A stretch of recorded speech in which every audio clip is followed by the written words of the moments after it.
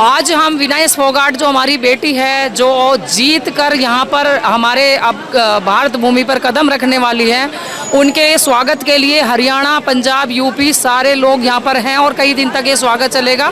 और बहुत ही सब खुश हैं क्योंकि उन्होंने सबका दिल जीता है, देशवासियों का, देश के दिल जीता है और हम लोगों का दिल जीता है। इससे बड़ा कुछ हो नहीं सकता।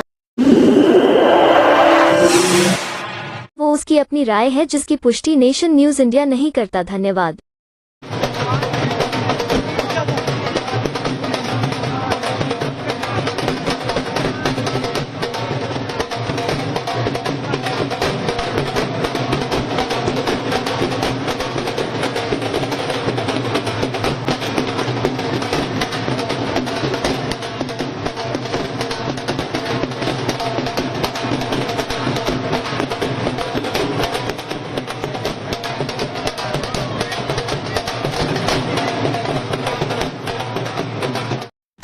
एक आदर्श व्यक्ति वही होता है जिसका हमारे जीवन, समाज, देश के विकास अथवा बुराइयों के खिलाफ जो व्यक्ति लड़ाई लड़ता है, उसी का प्रभाव हमारे या किसी भी व्यक्ति के जीवन पर पड़ता है। ऐसे ही व्यक्ति को दुनिया सदियों तक याद रखती है। हम बात कर रहे हैं ऐसी ही निडर, जुझारू और आत्मसंयमी के साथ साथ लड़ाई लड़ने वाली ममता चौधरी की। ममता चौधरी पिछले कई सालों से देश में अलग अलग स्थानों पर सामाजिक कार्य करती आ रही हैं और महिलाओं में खासकर उनकी खास पहचान है। कई जगह उनको सम्मानित भी किया गया है। लड़ाइयों को बहुत ही बहादुरी से लड़ती हैं, चाहे वो किसानों का मसला हो, मजदूरों का मसला हो या कोई भी तरह के मसले हो, महिलाओं का मसला हो, उसको लेकर के जोर शोर से ममता चौधरी लड़ाई लड़ती है। हाल ही में ममता चौधरी ने किसान आंदोलन में बढ़ चढ़ कर हिस्सा लिया और उन्होंने बहुत बुलंदी के साथ किसानों की आवाज़ को बुलंद किया। किसानों को न्याय दिलाने के लिए ममता चौधरी आज भी लगातार लड़ाइयाँ लड़ रही हैं। ममता चौधरी ने अपने बातों को, अपने विचारों को किस तरह रखा, आइए सुनते हैं, उन्हीं की जुबानी सुनते हैं कि ममता चौधरी ने जो लड़ाइयाँ लड़ी, जो कर रही है समाज के लिए, देश के लिए, देखिए ये पूरी तरह से साजिश मसला हुआ, उसको लेकर के ममता चौधरी ने क्या कहा, ये पूरा देश जानता है कि एक इंटरनेशनल लेवल पर जिस तरीके से बेटी ने तैयारी की, उस तैयारी के साथ साथ क्या एक फिजिशियन उसके साथ नहीं होना चाहिए था जी। फिजिशियन और रेफरी का क्या काम होता है? अगर इतने बड़े लेवल पे एक लड़की हमारी बेटी खेलने जा रही है तो वो उसके पास कोई फिजिशियन नहीं है, वो खुद अपना वजन कर रही है, लेकिन जब खेलने के बाद उसका वजन क्यों करा गया, इससे पहले क्यों नहीं करा गया? 50 किलो पर वो खेल ली, उसके बाद फिजिशियन कहाँ थे, रेफरी कहाँ थे जब उनकी जरूरत थी वहां पर? तो ये सबसे बड़ी साजिश है, ये पूरा देश जानता है। पूरा उनके साथ जो कोच थे, पूरी टीम थी, 16, 17, 20, 25 लोगों की टीम थी पूरी तरह देखा जाए तो, क्या वो अब इंडिया आ गए हैं, जिम्मेदारी लेगी, अपनी मानेगी गलतियां, माननी चाहिए उनको? देखो यही तो राजनीति है, क्योंकि वो गलती मानेंगे क्यों? जब सरकार का जिस पे हाथ होगा तो वो क्यों गलती मानेगा? आप ये स्टार्टिंग से देख लो, जब इन बेटियों के साथ जब धरना रखा गया था दिल्ली जंतर मंतर पर, उस टाइम, उससे पहले जब हमारी विनय फोगाट के साथ मोदी जी ने खुद कहा था कि तुम मेरे घर की बेटी है, ये भी उस पूरे देश ने देखा। उसके बाद जब वो वहां पर बैठी थी, जिस कारण से वो बैठी थी, ब्रजभूषण के साथ जो उसके साथ अन्याय चल रहा था, जो उनके साथ गलत हो रहा था, अगर वो उस आवाज के लिए बैठी थी, वो आवाज कब निकाल ली होगी? तब उन पे गुजर रही होगी। ये उस लड़की ने हिम्मत करी कि वो जंतर मंतर पर आकर उसे बैठना पड़ा। वो कब बैठी होगी? जब उसकी सुनवाई वहां नहीं हुई होगी। जब वहां पर वो गई, पहुंची, तो क्या हमारे सरकार ने उनसे पूछा कि बेटा तू मेरे परिवार की लड़की है, आप यहाँ पर आओ, क्या दिक्कत है? पूछना चाहिए था। तो हमारे मोदी जी ने तब भी उनको नहीं पूछा। उसके बाद वहां पर उनको घसीटा गया, पीटा गया, मारा गया। किस तरीके से उनकी दुर्दशा हुई वो भी पूरा देश जानता है। वहीं से उनकी राजनीति स्टार्ट हो जाती है। ब्रजभूषण के खिलाफ क्या हुआ? कुछ भी नहीं। आज उसका बेटा भी सांसद है, ठीक, ये भी पूरा देश जानता है। आज जब वो खेल के लिए इतनी मेहनत करके आगे बढ़ी, अपनी मेहनत से बढ़ी, पूरी टीम की साजिश थी, आप ये देखो कि क्या हमारे रेफरी कहाँ चले गए थे? क्योंकि ऐसा बताया जिसने फोगाट ने जिस को हराया वो 30-40 बार अभी तक का चैंपियन है, उसने कभी हारा नहीं। नंबर 1 की वो चैंपियन थी। हाँ। सबसे पहले तो यही आप देख लो कि नंबर 1 की चैंपियन को उसके सामने खड़ा करा गया। इनको बिल्कुल विश्वास नहीं था कि ये लड़की जीत पाएगी।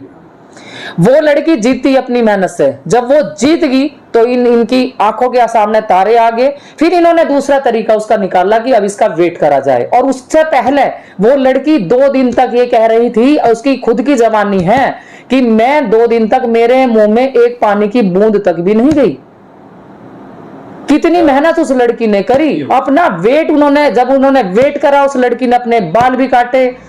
पूरी रात उसने अपनी एक्सरसाइज करी, पूरी रात उसने ब्लड निकालने की भी कोशिश करी। तो वो किस लेवल पे होगी और क्या उस लड़की पे बीत रही होगी। तो क्या हमारी सरकार को नहीं सोचना चाहिए था, या ये देश नहीं जानता? इस देश ने उस चीज को नहीं देखा।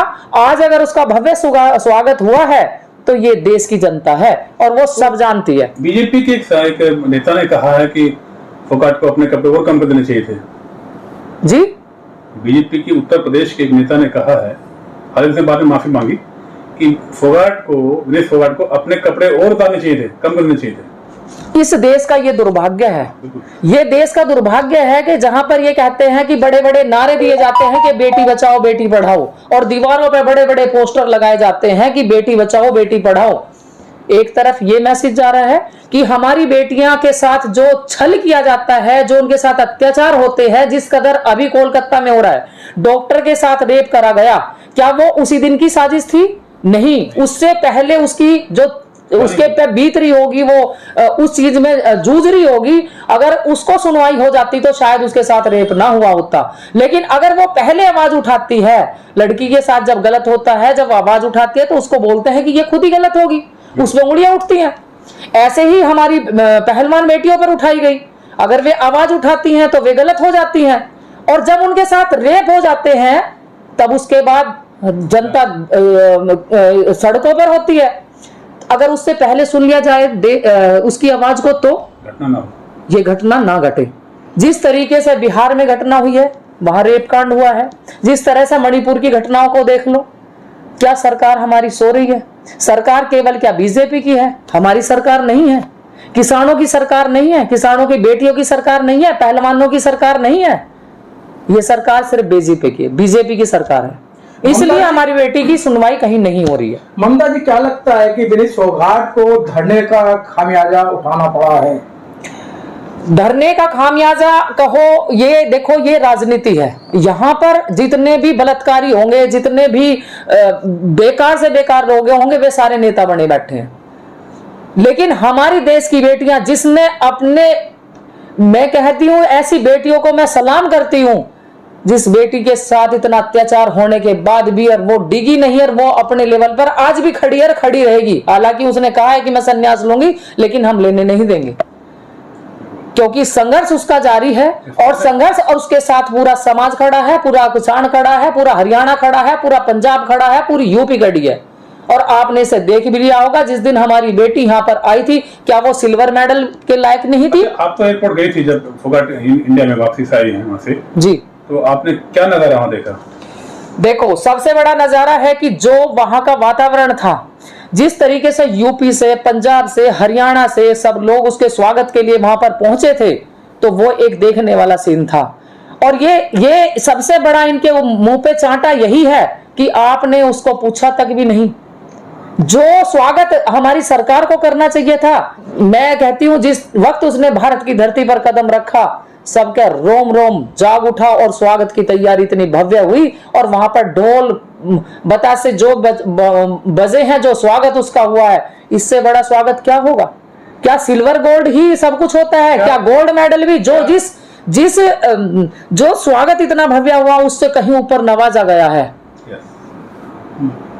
ममता जी, जिस तरीके से विदेशों में इस तरीके से हमारे खिलाड़ी मेडल लेके आ रहे हैं और भारतवर्ष के अंदर उनका अनादर हो रहा है, ये फोगाट ही नहीं, इससे पहले कई ऐसी जो लड़कियां हैं जो अच्छे अच्छे मेडल लेके आए हैं, गोल्ड मेडल, सिल्वर मेडल लेके आई हैं, लेकिन उनको सरकार की तरफ से किसी तरीके से सहानुभूति नहीं, किसी को भी नहीं मिलने वाली, आगे भी नहीं मिलने वाली। जिस तरीके से इन्होंने लड़कियों पर राजनीति, पहलवानों पर राजनीति, हर चीज पर राजनीति यहां पर चल रही है, ये नहीं करेंगे, इससे उम्मीद भी नहीं है। लेकिन जो जनता है जिसने पलकों पे बिठा करके स्वागत करा है, आप ये देखो कि विनेश फोगाट का स्वागत सुबह 10 बजे से लेकर के और रात के 2 बजे तक उसका स्वागत करा गया और अभी लगातार उसका स्वागत कई दिन तक चलता रहेगा। तो ये सबसे बड़ी चीज, इससे बड़ा गोल्ड मेडल और सिल्वर मेडल क्या है, यही सबसे बड़ा तमाचा है सरकार पर। अच्छा, आपने एयरपोर्ट पे देखा होगा तमाम लोग रहे होंगे जी। क्या सरकार का कोई नुमाइंदा वहाँ अवेलेबल था सरकार की ओर से? कोई भी नहीं था, कोई भी नहीं था। अगर वहां पर कांग्रेस के लोग पहुंच जाते हैं, उस पर राजनीति हो जाएगी, सपा के पहुंच जाएंगे तो राजनीति हो जाएगी, किसान यूनियन पहुंच जाएगा, कोई संगठन पहुंच जाएगा, उसकी पर राजनीति हो जाएगी। लेकिन क्या हमारी सरकार के बीजेपी का एक आदमी, उनको खुशी नहीं हुई हमारी बेटी जीत के आई है? तुमने उसे सिल्वर मेडल नहीं दिया, तुमने गोल्ड मेडल नहीं दिया, तुमने उस पर राजनीति खेल दी। क्या वो पूरा देश नहीं जानता? क्या बीजेपी के लोगों के घर में बेटियां नहीं है? अगर उनकी बेटियों के साथ ऐसा होता तो क्या वो इसी तरीके से उनका स्वागत करते? इस पूरे घटनाक्रम पर आप देश की जनता को, सरकारों को, बाकी जो पॉलिटिकल पार्टियां हैं उनको क्या मैसेज देना चाहिए? देखो, मैं तो यही मैसेज देना चाहूंगी कि राजनीति की जगह करनी चाहिए। बेटियों के साथ कभी राजनीति नहीं करनी चाहिए। जिस तरीके से बेटियों को हमने, ये हमारा भारत भूमि जहां पर नारी का सम्मान किया जाता है, उस नारी का अपमान पे अपमान हो रहा है, और आज से नहीं कब से हो रहा है। अगर वो गलत जहां पर और उसकी आवाज उठाती है तो उसके साथ राजनीति शुरू हो जाती है। उसकी आंखों के आंसू आपने देखे हैं? जिस तरीके से उसकी आंखों में से आंसू वो बयां कर रहे थे बिना बोले कि उस लड़की पे क्या गुजरी होगी, कितनी टेंशन में वो जी रही होगी। और जब लड़कियों के साथ कुछ गलत होता है, वो आत्महत्या कर लें या उसके साथ कुछ गलत हो जाए, फिर ये हो गया वो हो गया, उस पर भी राजनीति होती है। क्या ये देश का सम्मान नहीं है? या देश का सम्मान नहीं था जो हमारी बेटी जीत रही थी? वो देश के लिए नहीं खेल रही थी? इस पे भी राजनीति, जाति और पाति की राजनीति शुरू हो जाती है कि ये तो जाट की लड़की है। जिस दिन कोई भी खिलाड़ी यहां से खेलने के लिए जाता है ना, उस दिन वो उस जाति की लड़की नहीं होती है, वो देश की लड़की होती है, वो सर्व जाति की लड़की होती है। उस पे भी राजनीति शुरू हो जाती है। तो मैं सभी देशवासियों से ये कहना चाहती हूं कि अपनी बेटियों को पढ़ाओ, लिखाओ, सब कुछ करो, लेकिन इस तरह की जो संघर्ष करती हैं लड़कियों को हमेशा संघर्ष में डालो। और वो जानती है, पूरा देश जानता है, उसने हमारे देश का नाम रोशन करा है और हम ऐसी बेटी को सलाम करते हैं।